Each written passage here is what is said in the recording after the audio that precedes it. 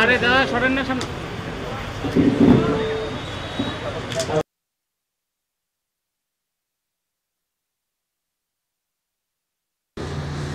আমরা এখনো ওইটাই বলবো যে একটা অভিন্ন পদ্ধতি, যেহেতু এটা একটা সেন্ট্রাল স্কিম, ফ্ল্যাগশিপ স্কিম, এবং তাতে গোটা দেশের শিক্ষা ব্যবস্থার মধ্যে একটা বিরাট পরিবর্তন এসেছে, এটা কেউ অস্বীকার করতে পারবে না।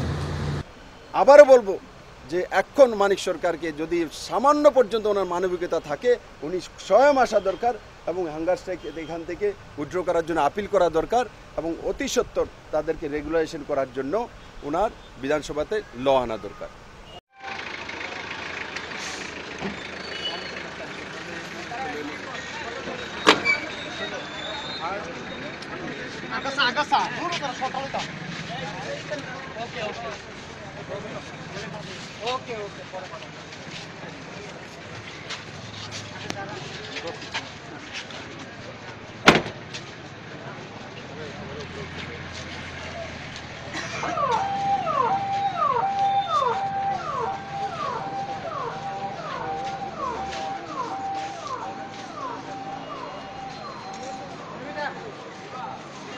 ঠিক আছে না।